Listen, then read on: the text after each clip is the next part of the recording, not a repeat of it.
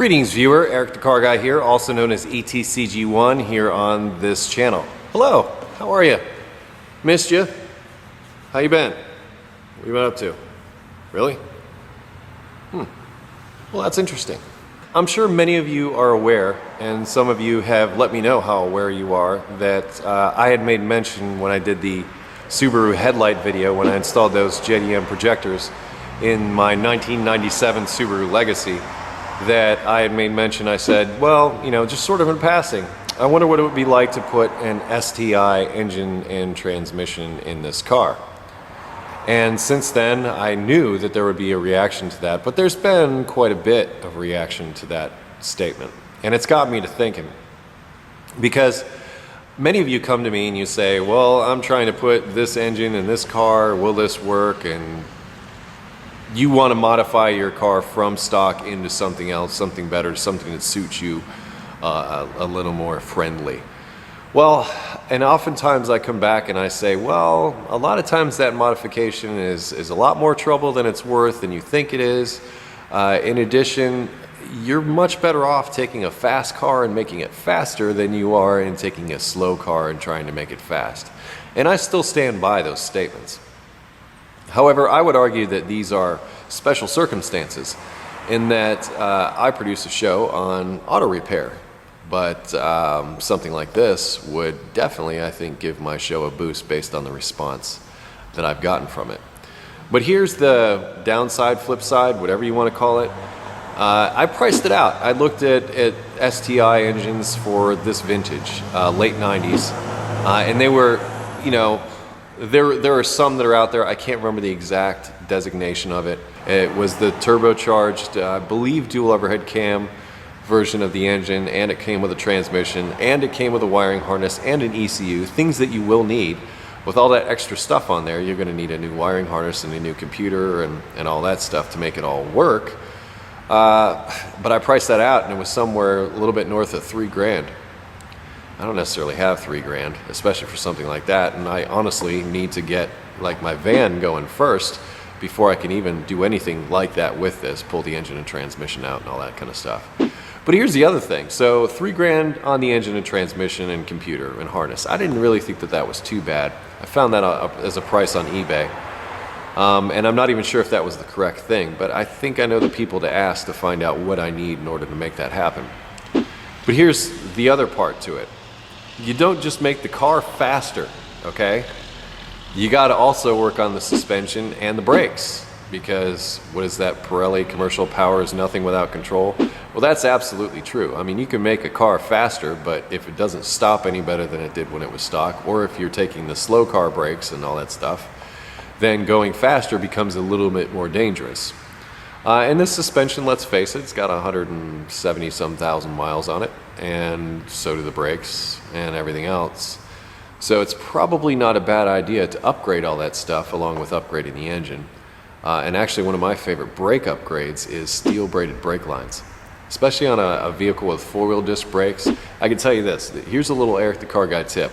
One of the best things I ever did to make a car handle better was put a set of steel braided brake lines on it, and it gave me a pedal feel like nobody's business.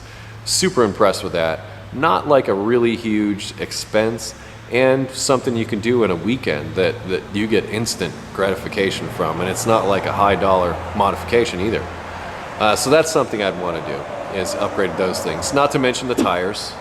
In my opinion, the most important part of this whole thing is figuring out what tires to run on it. And then cha-ching, cha-ching, cha-ching, you know, I start adding all this stuff up. And I actually think that that intercooler on that engine sits on the top of the engine. It doesn't like go down in front. There's actually a space for it on the top, because that's what those big hood scoops on those STIs and things are for. That actually drives air down into the turbocharger intercooler, which helps cool the charge, making it denser, making it more powerful, getting shoved down into the engine. That seems like it would be something that would be fun, but here's the other thing I'm thinking. Okay, this is not a fast car. In fact, it's a wagon, so it's heavier, so we're not going to be able to fully get all of our power back, but at the same time, I keep talking myself out of this. I'm kind of talking myself into it, but when you start adding it all up, my guesstimate for how much making this car a go-fast Subaru would be is somewhere in the neighborhood of $5,000 to $6,000 in addition to the car. Now, what is this car going to be worth when I'm done? Not real sure. I don't know if I'll get that $5,000 to $6,000 back if I were to sell this car, and I'm not sure how practical it would be to drive and use it. So I'm in the research stage right now. And I'm kind of making this video to address those of you that got very excited about the prospect of me putting a performance engine and transmission in the Subaru. I like the idea. I would like to do it, but once again, that's an awful lot of cheddar to try and cough up for a project car like this, especially when this is my driver right now. 6 of one, half dozen of the other. It's still a lot of money and a lot of effort that I need to go through to get there. However, I am Eric the Car Guy, and Eric the Car Guy is out there being seen by lots of you. So perhaps I could find some sponsors out there that are willing to, you know, perhaps get me those brakes and get me those brake lines and maybe even the engine and transmission. If I were to work something out like that, well, that could possibly work. So if you're a sponsor or you've considered having your products showcased on Eric the Car Guy, I would happily, shamelessly promote your product in exchange for the product for this vehicle. So for those of you watching, if you know somebody involved in that type of thing who might be able to sign on the dotted line and make something like that happen, talk to them. I think it would be a cracking good time to make this Subaru go fast. It would be a lot of work. It would involve a lot of different videos for you, but you'd probably be getting sick of the Subaru by that time. Maybe you would, maybe you wouldn't. I had wanted to actually, for my next vehicle, get some kind of Volkswagen TDI something, because I wanted to do a little bit of diesel work, and there's turbos involved with that as well. So if I go into this project, I'm going to be with the Subaru for a while. Until it gets to completion. But yeah, I would pursue it with the same kind of detail that I try to put into all my videos. So in short, I am interested in doing it. I don't have the money to do it, and I need to get some other vehicles going in order to do it, because I have to take this thing off the road for a couple months at least in order to make something like that happen. Well, maybe less, just kind of depends on how it works in. But I'm interested, so if you're a sponsor, or if you know a sponsor or a potential sponsor, talk to them.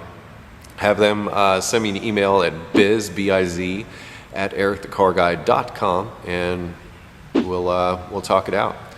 Anyway, I am Eric the Car Guy. You can find me at Google+, Facebook, Twitter, and always at ericthecarguy.com, where you can ask your automotive questions in the little search box that's there, and if not found there, you can join our little forum for free and ask over there.